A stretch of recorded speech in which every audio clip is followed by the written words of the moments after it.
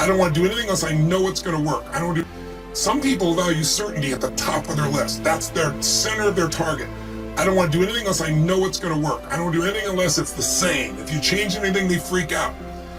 If certainty is the number one thing on your list, everyone has the same needs, but if it's number one, I know how your life's going to be. I can predict the direction of your life and therefore the destination to some extent.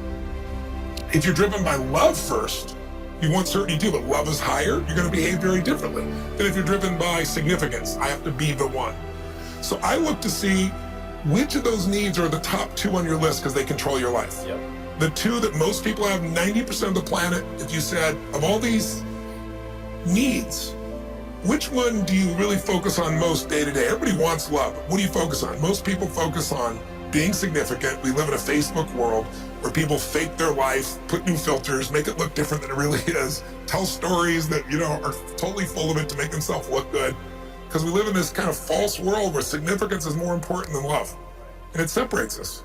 And the other one that we see most often is certainty. People want to be certain before they can do something. You couldn't have started a business like you had if you were absolutely certain before you started. You can never build a business with that. You can never build a great relationship because if it's based on certainty, then everybody's got to stay the same and never change, which means you're never going to grow, which means you're going to be miserable. So my metrics are, I want to find out what's driving you. I want to see, is it healthy or unhealthy? You can have two people be driven by significance though, and do it with a different set of rules. That's the second piece I measure. The beliefs or rules of how to fulfill that target.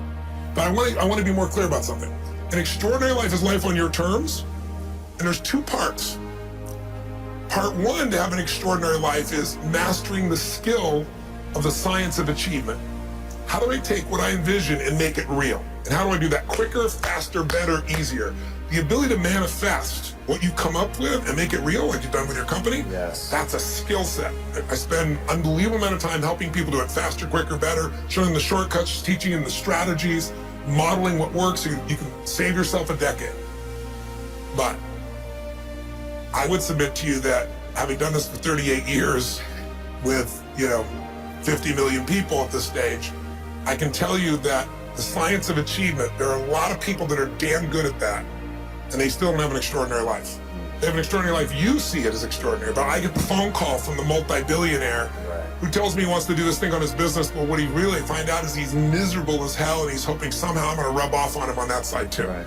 And so I give him what he asked for, the change in his business, but I also give him what he needs, which is the change inside of him.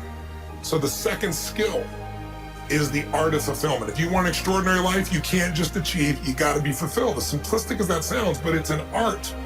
It's not a science. Sure. It's a science to making money, come on. Any age, any color, any background, any gender, if you do these things, you'll have an abundance of money. You do these things, you're gonna have too much month at the end of the money. You're gonna have financial stress, right? Body.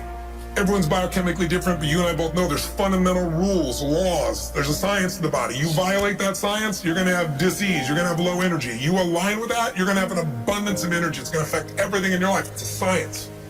Fulfillment's not like that.